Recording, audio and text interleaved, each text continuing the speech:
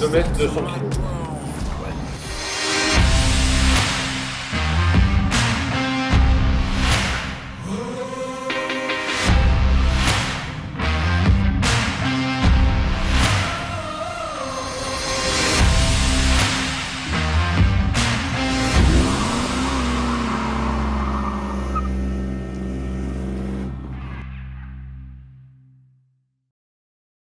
Salut à tous, aujourd'hui donc vidéo un peu particulière. On reçoit donc Baptiste Marchais, quelqu'un qui n'est pas forcément à présenter pour ceux qui suivent la chaîne. Sinon pour ceux qui ne connaissent pas encore Baptiste, donc c'est un bencher donc, qui a des bonnes barres en bench parce que tu as été recordman de France. Bah, je suis toujours record de France toute fédération dans les moins de 100 avec 235 kg. Ouais, donc quand même une grosse barre. Qui est de passage sur Bordeaux. Du coup aujourd'hui on va faire un truc un petit peu écolo comme journée, c'est-à-dire qu'on va conduire des caisses qui consomment du 30-40%.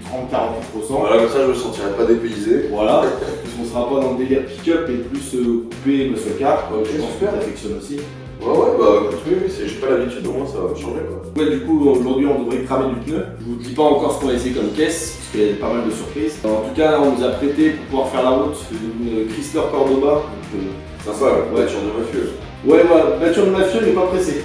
Non, voilà, c'est ça. En général, tu sais, quand tu vas en mafieux, t'es pas. Ouais, voilà. Les gens, ils t'attendent. T'as pas besoin de fuir avec ça. De toute façon tu ne peux pas, je pense. Ouais, c'est clair. Après on a un petit barbecue avec pas mal de barbac.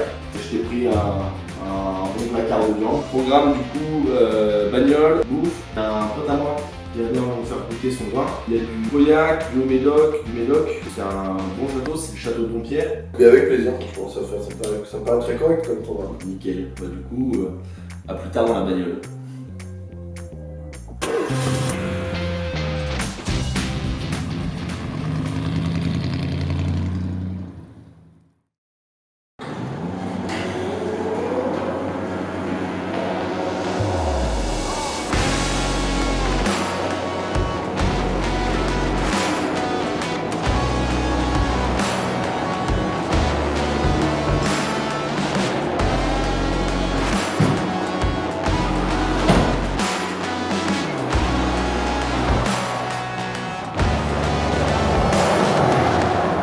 Aujourd'hui, on est parti voir American Coffee Garage et il y a Adrien, donc Adi pour les intimes, qui va nous présenter un petit peu les bagnoles, dont une normalement qu'on va peut-être pouvoir essayer. On va bien monter dedans. Si vous êtes sage, J'espère parce que là tu nous mets l'eau à la bouche quand même.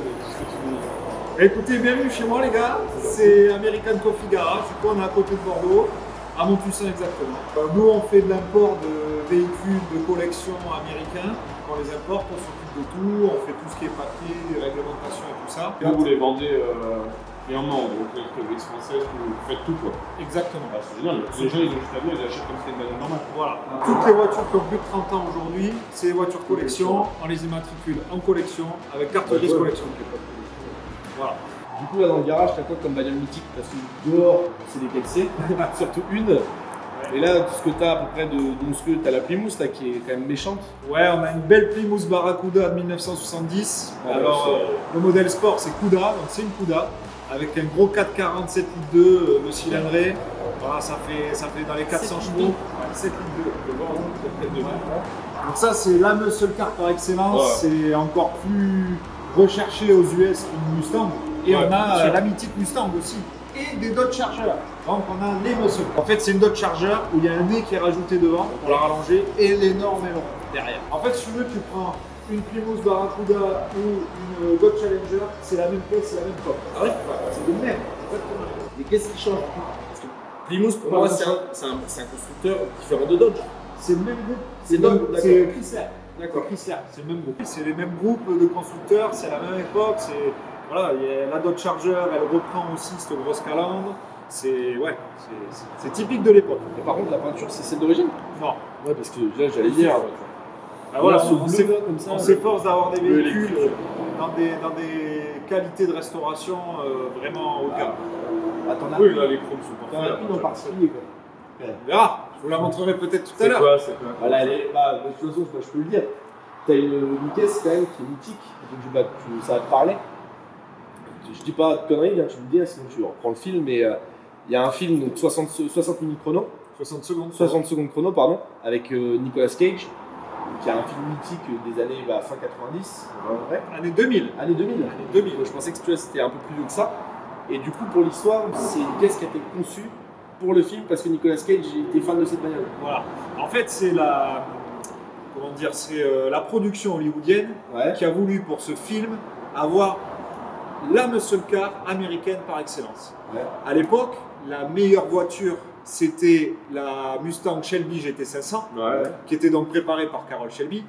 Okay. Et donc, ils se sont dit, c'est la voiture idéale. Mais elle était d'origine. Okay. Donc, Chip Foose, un préparateur américain, a décidé de la tuner, en gros, c'est un tuning, et de la préparer pour ce film pour qu'elle soit encore plus bestiale. Donc moteur et esthétique, je suppose. Moteur et esthétique. Et donc, ils ont fait 11 voitures exactement, qui sont des répliques. Sur une base de Shelby. Sur une base de Mustang Fastback. C'est une voiture qui a été créée pour un film dans les années 2000. Fastback en mode gonflé, quoi. Voilà. Exactement. Et ça, t'as ça. Ouais. Alors, les originales, tu as expliqué, tu as les originales. Il en reste plus que 4, je crois. Il en reste à peu près 2 ou 3 et encore, on n'est même pas sûr. L'original. Ça vaut dans les 1,5 million, 2 millions, tu m'avais dit. Ouais, entre 1 million et 1,5 million. Peut-être pas aller la conduire alors. D'euros. Là, l'avantage que tu m'avais dit, c'est que tu as des répliques. Voilà. Nous, on a les répliques. C'est pas qui veut fait une réplique, c'est sous licence, c'est des caisses d'époque, etc. Alors voilà, c'est des caisses d'époque. Nous, on a une Mustang Fastback à la base, sur lequel a été apporté un kit carrosserie qui vient de chez Mustang Tout Fier, qui est le kit homologué Eleanor. Après, effectivement, n'importe qui dans son garage, s'il a envie, s'il sait faire, peut se le faire. Ouais. Mais nous, on a le kit homologué. Et c'est le moteur d'origine ou pas? Pas du tout. C'est quoi comme moteur dessus? C'est un 351 Windsor à la base, mais ils ont sorti des variantes qui est en fait un 427. Ah, non, c'est un 7 litres. C'est un 7 litres qui fait à peu près 700 chevaux. C'est du muscle à revendre. Les gars, à côté, vous ça veut pas le taf. Après, je disais à Baptiste, l'électronique que tu as dedans, c'est les clignotants. Voilà. Ça, c'est toutes les bagnoles de l'époque. Hein. Sur le Chevrolet, c'est pareil. J'ai les clignotants, les phares. Moi, j'ai la clim. Moi, j'ai la clim. T'as la clim dessus? Du coup, cette bagnole-là, tu m'avais expliqué un peu parce que je suis déjà venu ici essayer de champion en particulier. Tu avais dit, ça m'avait fait rigoler. Tu m'avais dit que celle-là, le jour où quelqu'un d'autre l'essaye que moi, c'est même pas qu'il a fait un chèque, c'est que le chèque je l'ai déjà encaissé. Oui, c'est qu'elle est vendue. C'est que c'est sûr que la thune je l'ai et après tu peux conduire. Parce que tu m'as dit c'est un monstre en fait. En fait voilà, c'est une voiture qui a zéro assistance, donc il n'y a pas d'antipatinage, il n'y a pas d'ABS. Et on a 700 chevaux sur les roues arrière. C'est inconduisible. C'est accueil. Alors, en fait, qu'est-ce que nous, là, on peut conduire sans mourir, à peu près là Qu'est-ce que tu peux nous proposer? Parce que ça, j'imagine que c'est mort. Donc... Mais les gars, vous pouvez tout conduire sauf celle-là. Okay. Ah bon, ça va quand même, ça laisse un choix. Voir de ce cadeau pour. Eh bien, écoutez, je vous invite à venir voir.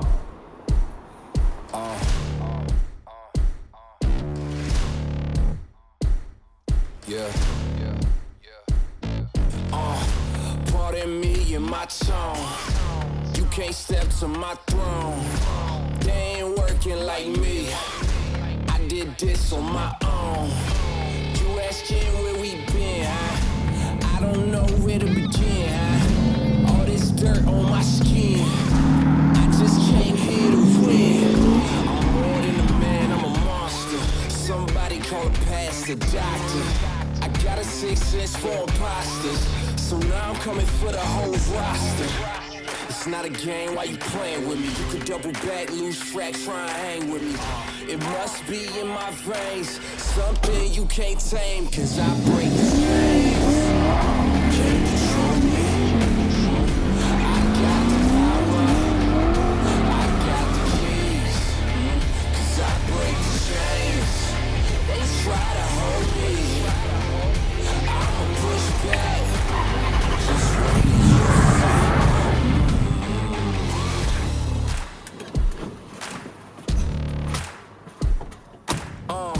Mortal, hein? C'est mortel. Can't you feel the vibrations? I broke out and left traces.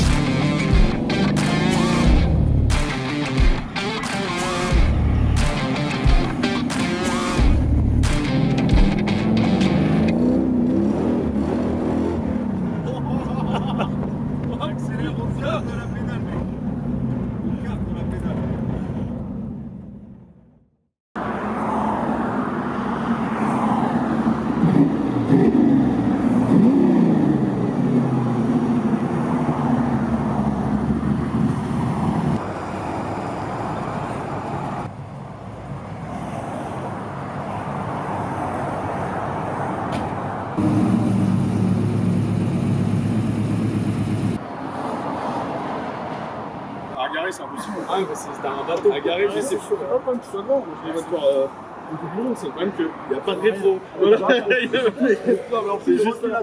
Moi, mon 4x4, t'as des rétros comme ça, donc je m'en fous, tu vois, je peux me garer n'importe où. Je l'ai vu, il se tourne, je faisais ça. T'as attrapé ce qui bloque. Ah, moi, je m'en fous, j'ai des doubles rétros, avec les petits macarons comme ça qui tirent en plus. Moi, je me tourne jamais. Je vais rien voir. Je lui ai dit là je vois, je vais bien me garer, mais si je me tourne, je vais me garer n'importe comment, je vais rien voir, tu vois. Il me disait ouais mais il faut qu'on trouve un stratagème pour quand tu vas passer le permis pour faire genre tu regardes. Alors du coup il m'a dit tu fais comme ça de te tourner, et avec ton autre œil tu regardes dans le rétro, donc je faisais ça comme ça. En tout cas, c'était monstrueux. Merci beaucoup, Eddy. Avec plaisir, les gars. Ouais franchement merci, c'était vraiment super.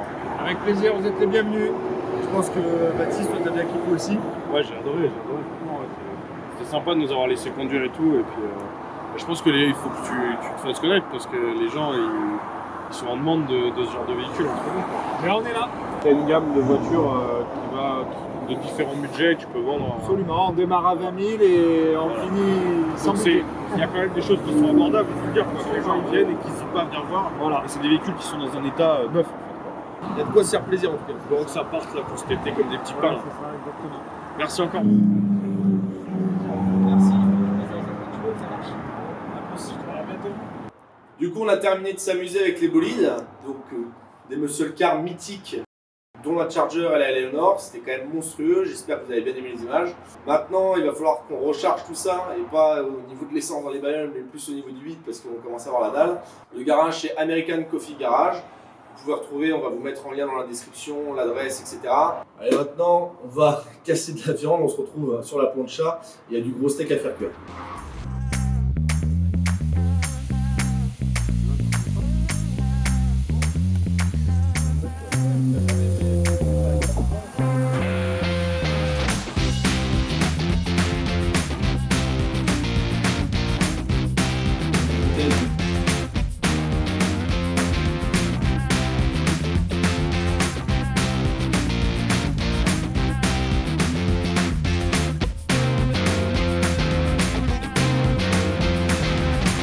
Mon père, il a créé un truc, il a breveté, qui permet d'immerger le chapeau de marche. D'accord. Voilà, sans besoin de rien faire. Et en fait, si tu veux, le remontage, donc pour expliquer à la base, normalement, quand tu récoltes des raisins, tu remplis donc le cul, comme on a à la maison, tu vois, et tu l'as rempli, on va dire, à 80%, tu laisses un espace d'air assez libre suffisant pour pouvoir faire des remontages. Tu prends le jus qui est en dessous, et tu le réincorpores par-dessus toutes les baies, et elles vont se remettre en suspension. C'est un phénomène physique, quoi. Et tu les remets par-dessus les baies pour humidifier ce chapeau de marc.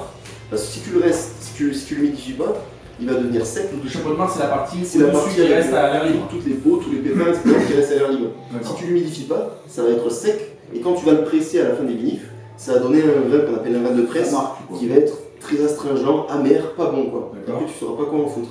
Voilà. Du vinaigre. Non, c'est pas du vinaigre, c'est un peu différent. Mais en gros, ça va donner beaucoup d'amertume. Et en fait, ce qu'a inventé mon père, c'est que nous on touche à tout, on arrive à immerger ce chapeau de marc 24 pendant 6 à 8 semaines, mais sans rien faire, sans aucune manipulation. Oui, donc Ce qui fait que déjà on va garder tout le fruit, parce qu'il faut se dire quand on fait des remontages, ça sent toujours très bon dans un chai, mais tout ce que tu sens, tu l'auras plus jamais dans la bouteille. Et puis après, on va surtout garder des tanins très fins. On n'aura aucune amertume. Et c'est ce qu'on a après quand ça va. Oui, c'est ça en fait. Donc, beaucoup de fruits et des tanins très fins. Ah ouais, du coup, c'est Et ça, c'est un truc que mon père a inventé. C'est beaucoup plus facile. Voilà. Génial.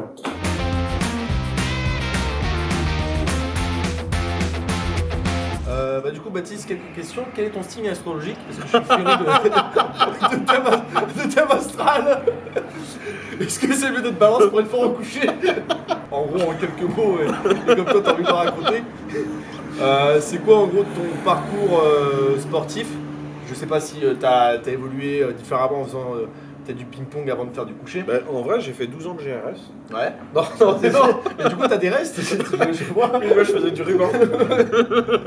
Alors, en vrai, 3 ans de pongiste. En vrai, mon vrai parcours sportif, en gros, quand j'étais plus jeune, je faisais des sports de combat. Ouais. Tu sais, par hygiénisme sportif, on va dire, tu vois, pour se maintenir en forme. Moi, mes parents m'ont toujours demandé de faire du sport, voilà. Et puis, J'ai quoi comme sport de combat? Bah, tu sais, de la boxe, du karaté, des trucs comme ça. Oui, pas le judo. Non, d'accord, parce que je considérais pas ça. Comment ça non, mais si, le charrie. Et puis, tu sais, moi, je suis petit, tu sais, je fais 1m69. Donc, déjà à l'époque, j'étais assez petit, tout ça. Donc, on va dire que j'avais un gabarit athlétique, je faisais autour de 60 kg. Ouais. Je me suis blessé 2-3 fois au coude à la boxe. Puis mon kiné m'a dit écoute, muscle-toi un peu, fais de la muscu, ça t'aidera pour la boxe. Puis pour tes articulations, ça les soulagerait et tout. Parce que j'étais jeune, j'avais 14 ans, tu vois. Ouais. J'étais dans une salle de muscu, je commençais à faire un petit peu de muscu comme le kiné m'avait demandé. J'ai rencontré des mecs qui faisaient beaucoup de muscu, tu vois. Des mecs qui faisaient du body, tout ça. Dans le domaine du sport, toujours. Ouais, qui faisaient vraiment du body et tout, tu vois. Ça m'a plu, quoi.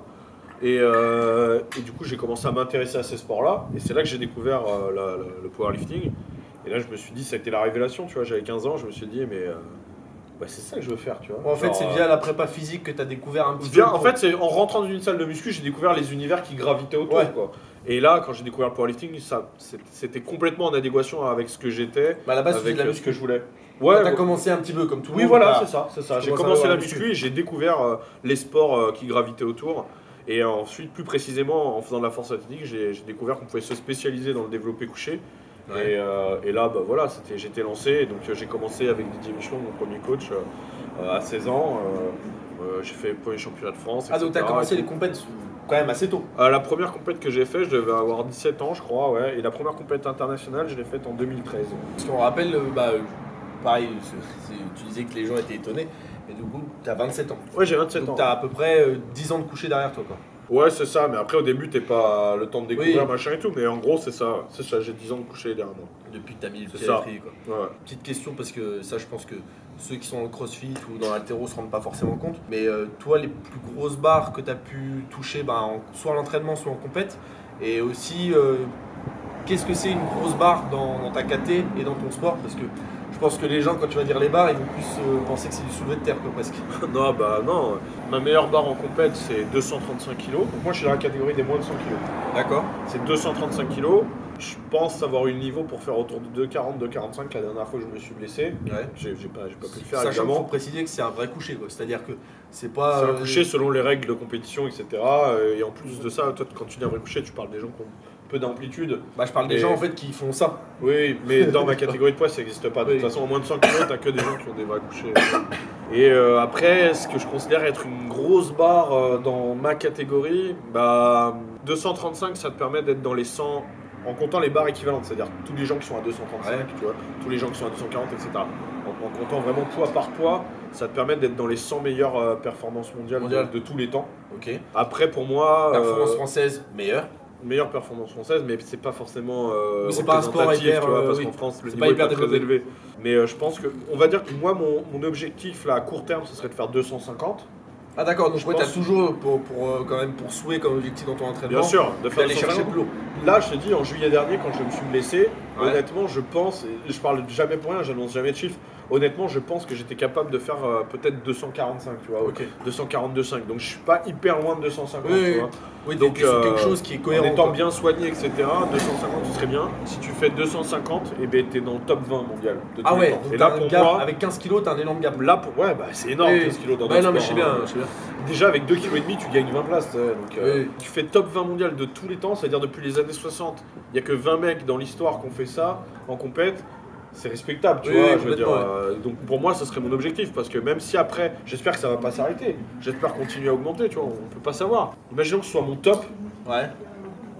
Déjà, je trouve que ce serait de l'accomplissement, quoi, non ? Surtout qu'à savoir quand même, je pense qu'il y a pas mal de gens qui sont spécialisés dans le domaine de la force. L'âge où tu deviens le plus fort, où tu as le plus à faire, c'est pas à 20, 25 piges. C'est quand t'arrives vers les 30 piges, 35 piges. Oui, je peux là, encore. Tu commences à vraiment aller gagner vraiment lourd, quoi. J'ai encore quelques années devant moi. C'est un sport à maturité tardive.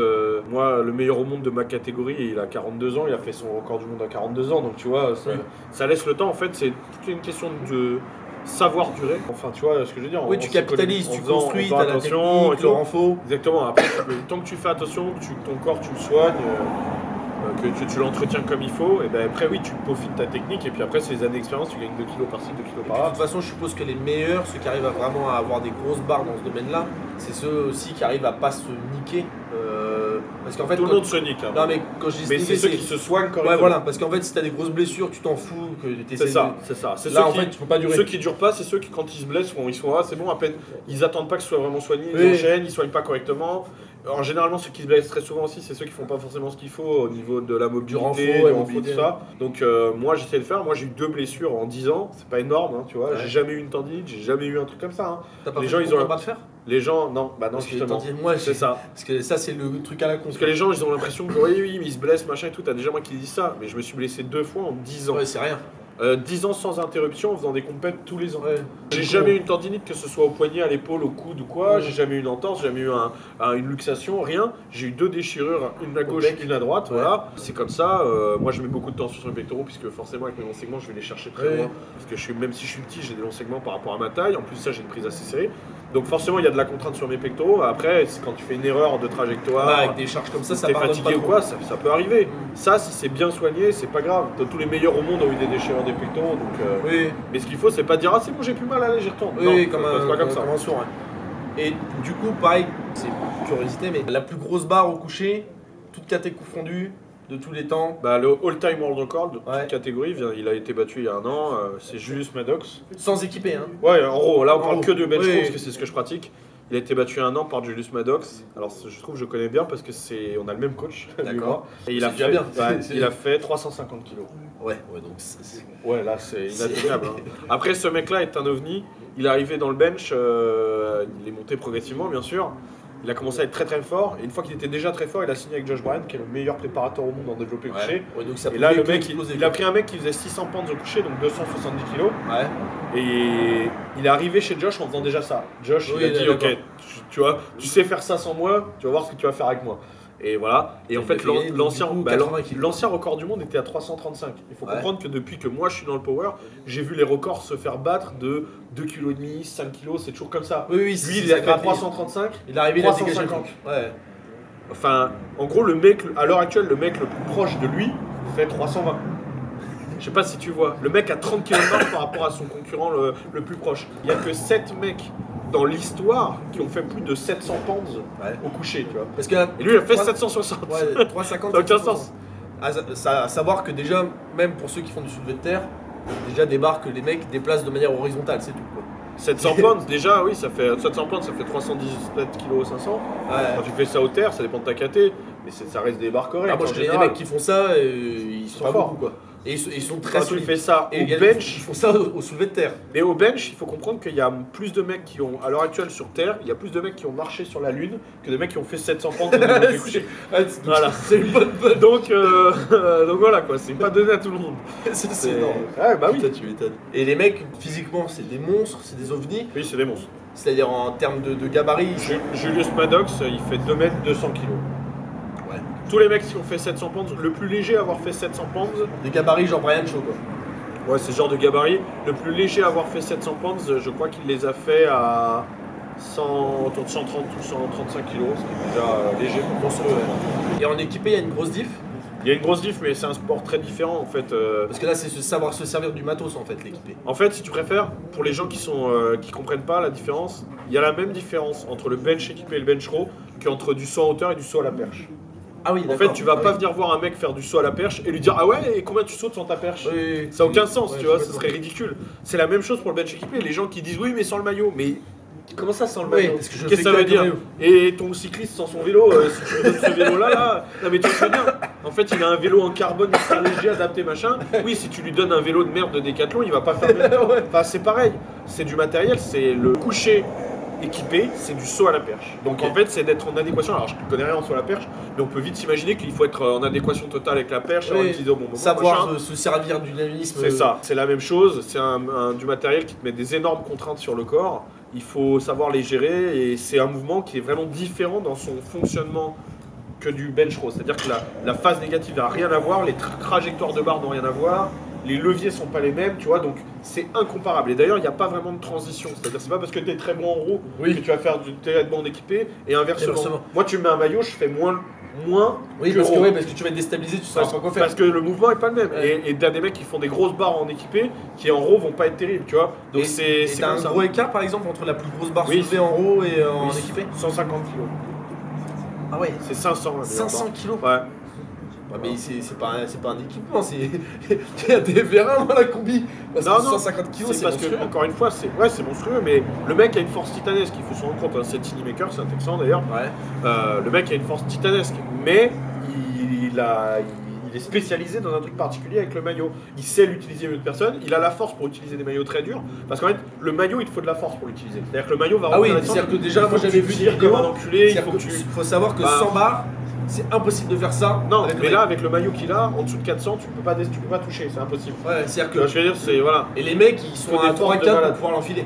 Oui, avec des tirs forts, etc. Ouais. Mais ça n'a rien à voir, je te dis, c'est pas ton sport Oui. du tout. Moi, j'adore regarder des compétitions d'équipés. Mais parce que c'est un peu le côté chaud aussi. Ouais, puis mon ancien coach était un champion d'équipé, c'est le meilleur français de l'histoire en bench équipé, c'est Didier Michelon. Il était 33 fois champion du monde. Et donc je connais très bien, et je sais la difficulté que c'est, et je sais la force que ça demande. Oui. Il y a la technique aussi, je suppose, parce que t'as énormément de contraintes de trajectoire en plus, je suppose. C'est hyper technique, tout est au millimètre. C'est-à-dire que ton maillot, à 1 cm près, comment tu l'as placé, ça change. Ouais. 1 cm de différence et la barre monte pas, mais genre monte pas Du tout. Ouais. Et donc du coup, ce que tu me disais tout à l'heure, c'est que à côté du coucher, le truc que tu fais beaucoup, c'est pas mal de crossfit. Bah Non, par contre, blague à part, à est-ce côté que, du est-ce que tu fais un peu, tu pratiques de temps en temps pour le D'autres plaisir, pas d'autres, forcément d'autres sports, mais d'autres mouvements, par exemple un peu de squat, un peu de terre, tout ça. Alors je fais jamais de squat parce que moi je suis à la limite de ma catégorie de poids. D'accord, Je pèse à l'année je pèse entre 99 et 101, 102 kilos. d'accord. Donc en fait j'ai des jambes qui sont pas très grosses par rapport au haut de mon corps, Ouais. qui sont juste musclées assez pour pas que ce soit non plus trop dégueulasse, tu vois, Ouais. que ce soit fonctionnel. Mais en fait tu peux tenir l'équilibre. voilà, mais si je fais du squat, je sais que je vais Ça par va rapport à ma exploser. diète et tout, je vais prendre des cuisses évidemment. Et là c'est du poids qui va vraiment être qui va pas me servir du tout sur le coucher et qui va être compliqué à perdre. au T'as moment déjà de fait des changer petites de barres poids. un peu en squat pour le plaisir? Non. Jamais. Enfin, à l'époque, À quand l'époque, j'ai commencé, ouais. j'étais en moins de 85, mais c'est des barres que j'ai jamais fait en compète. Donc ça Oui, sert à oui, rien non, de- mais genre. ça pour sert à rien le de les annoncer, tu vois. Mais en gros, voilà. Et là, donc là, ce que tu fais de ton côté, c'est un peu de terre. Même pas, c'est très rare que je fasse du terre. Donc du coup, tu fais J'ai quoi fait- en dehors de l'entraînement couché? Bah, tous les assistances, mais c'est énormément. C'est toujours pareil en fait. Le coucher, ça demande. C'est pour ça que quand tu fais du coucher, du bench only, tu peux faire des beaucoup plus grosses barres que sur le 3 mouvements. Oui, parce que les gens ils pensent, je suis désolé, je te coupe, les gens qui, quand tu leur dis bah moi je fais que du coucher, ils pensent qu'en fait ton Que tu entraînement fais que du coucher. Non, c'est ça, tout le temps. J'en Alors fais que une fois par semaine. t'as énormément de tirages. j'en fais une fois par semaine du coucher. Ouais. Je me mets sur le banc une fois par Et tu semaine. t'entraînes J'ai 3 fois. J'ai 3 entraînements complets. Et du coup, tu me dis si je me trompe, mais Il y a t'as énormément énormément de travail de de dos. tirage aussi. Ouais, Pour être fort au coucher, il faut être fort du dos. Exactement, ouais, le dos c'est énormément, donc énormément de dos, énormément de trapèze, après du triceps, des épaules, Parce que moi j'avais remarqué ça, moi sur mes entraînements, moi j'en fais pas souvent, mais j'ai remarqué qu'en faisant beaucoup de tirages, j'avais progressé donc du coup sur le dos. Oui, c'est en refaisant l'antagoniste. du coucher, c'est le plus je me gros dis, putain en fait. du bench, et donc c'est celui qui te sert à la mise en tension. Ouais, complètement, ouais. Donc ouais, énormément, beaucoup de trapèze aussi, il te faut beaucoup de trapèze médian et tout. Après, c'est toujours pareil, en fait, il faut se spécialiser, arriver à un niveau, il faut aller voir ce que tu as besoin, c'est pas Oui, genre, oui. généralement il faut T'as pas travailler de ça. recette miracle en Il faut disant voir ce que tu veux t'as faire du besoin, coucher, fais ça et puis Il c'est faut bon. analyser ton mouvement et puis il faut surtout que la prépa soit bien faite, que tout rentre dedans. Ça dépend des cycles que tu fais.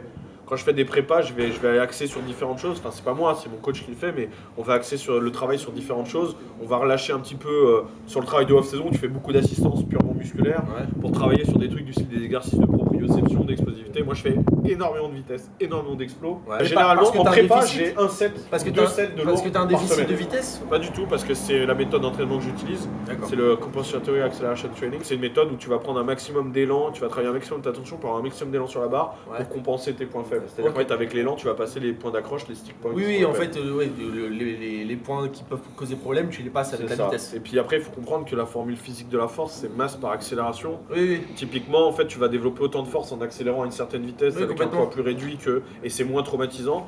Donc, en fait, c'est des choses que tu peux pas faire au début parce que tu as besoin de travailler du lourd, tu as besoin de faire du mouvement de la barre. Moi, quand les gens ils disent mais tu fais que du bench qu'une fois par semaine, oui, moi j'en fais qu'une fois par semaine. Mm. Je me suis entraîné avec James Et Strickland. tu vas pas conseiller ça par exemple à quelqu'un qui débute, ça n'a pas de Non, sens. non, mais je me suis entraîné avec James Strickland qui est meilleur au monde en moins de 125 au coucher, qui fait 300 et quelques, il en fait une fois tous les 8 jours. Ah Maddox, oui. que je te parlais tout à l'heure, en fait une fois tous les 10 jours. Oui, mais c'est comme les mecs qui sont Donc, hyper forts au soulevé de terre.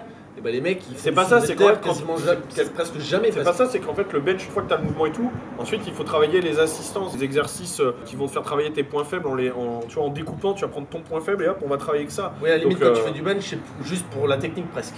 Ouais, c'est ça, mais quand une fois que tu as la technique et le mouvement, t'as pas besoin de répéter autant. Donc moi je te dis, je fais un set ou 2 sets de lourd au maximum par semaine, même en prépa. Hein. D'accord. Et là, Ouais. ta prochaine compète, c'est quoi par exemple? S'il y en a une même, parce que là, Je suis invité à. comme il y a le problème du Je suis rhume, invité au partout, championnat Mare Nostrum, donc le championnat méditerranéen WRPF, qui est sélection pour les championnats du monde WRPF Pro, qui est le plus grand niveau au monde en championnat. Ouais. C'est plus haut que tout, c'est vraiment WRPF Pro. Les minima, Ouais. pour moi, il faudrait que je fasse 245. Minima. Pour participer. Ah ouais. Voilà. Ok. Donc c'est vraiment le plus gros niveau. Donc ça te permet d'être sélectionné pour ça. Donc ça pourrait être intéressant. Je suis invité, en plus je suis en guest et tout, je suis sur l'affiche et tout. Donc c'est cool, tu vois. Ouais, putain, top. Mais je suis pas sûr de la faire parce que à l'heure actuelle ma salle est toujours pas ouverte. Je m'entraîne dans un fitness park qui est pas du tout adapté. Je ferai pas de prépa. Si je ne peux pas aller aux États-Unis me préparer ou que ma salle ne rouvre pas ici, je participerai pas. Mais ça fait hyper loin. Ça fait hyper loin. Mais Oui, ici, si tu j'avais une pourrais. salle ici, oui, si je pourrais. Bah je pense, oui, je vais pas être trop Ouais. regardé, mais je pense, oui. Et il y a un banc, quoi. Ouais, mais après il faut quand même du matos un petit peu, mais J'arrive. ça va quoi. Et du coup, la date, ça, c'est pour quand? Ça c'est le 31 juillet, je crois. D'accord. Donc 31 juillet, déjà, on pourra C'est-à-dire que si savoir... en mai je peux commencer à me préparer, c'est bon. Et Ok. si non, Bah, je te le souhaite, hein, il du me faut au coup. moins 3 mois, donc voilà.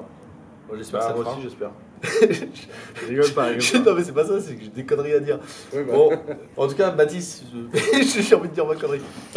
Qu'est-ce qu'il a Je vais pas le dire. Bah, du coup, Baptiste, merci d'être venu. Bah, merci de je sais m'avoir pas si accueilli. t'avais l'occasion de venir à Bordeaux de temps en temps ou pas forcément. Ça arrive, mais là pour le coup quand je viendrai ici parce que tu as une chouette salle et je pense que c'est bien pour des athlètes que tu as de différentes disciplines pouvoir se retrouver, d'avoir un endroit vraiment pour s'entraîner. Ouais, bah comme Cool t'as comme vu, il y ça. a un peu plus, il y a pas mal de trucs. T'as de la force, Ouais, de l'altéro, du crossfit, non franchement c'est super, c'est un beau truc que vous avez, c'est un beau projet. Tant mieux que ça te plaise. En tout cas, si jamais tu veux venir pousser 2-3 barres par ici. Carrément, y a et pas de puis souci. ouais, mais comme je te dis, hein, faire un séminaire de bench, un truc, ce sera avec plaisir. Ouais, bah je te dis, tu peux proposer un peu, à mon avis, aux gens qui te suivent si, Ouais. si ça les chauffe. Je sais que Je pense que oui, si je fais un truc sur Bordeaux, ça doit se faire. Bah, de toute façon, nous on peut recevoir sans problème. J'espère que t'as bien aimé les bagnoles. C'était assez Ouais, cool. c'était cool, on s'est bien marré. J'espère que vous aussi vous avez bien aimé les bagnoles. s'est bien marré. En tout cas, c'était très sympa pour nous. Pour la bouffe, bah, je sais pas si on s'en fera une chez toi ou ce sera peut-être un peu mieux. Parce que Baptiste a été un peu déçu par la nourriture, sauf la viande et le vin. Je m'attendais à rien, donc ça va. Le vin, Ah bah très bien. c'est très bien parce que du coup j'ai mis dans le mille. On a eu du riz fait par un Albanais et un dessert qui n'existe pas, donc Baptiste était un peu déçu de Ah, en qu'il y tout ait cas, pas non, de millefeuille. merci, c'était vraiment cool. Ouais. Donc du coup bah, je te souhaite maintenant bon voyage parce que tu me disais que tu partais à Ouais, Mykonos maintenant. Non, je repars chez moi. Donc tu retournes à Paris toi. Ouais, Parce que du coup ouais, Baptiste est de Paris, c'est ça? c'est clair. À côté. Merci mec, hein. Avec Franchement, plaisir. c'était cool. Quand tu veux on se revoit. Et puis si vous avez bien aimé la vidéo, vous pouvez proposer peut-être d'autres thèmes, que ce soit pour moi ou à la limite d'autres idées qu'on peut faire avec Ensemble. Baptiste. Je sais que lui il a pas mal de trucs Avec plaisir. dans sa réserve, donc voilà. Bon je vous dis à bientôt et puis vous pouvez retrouver la chaîne de Baptiste aussi dans la description et puis à bientôt. Voilà. J'ai eu 2 fois bientôt mais bon, c'est bon. T'en fais pas beaucoup des outros. Non. Des outros, ouais. Je sais jamais. Moi à la fin je fais ça. Ouais. À la fin je fais allez.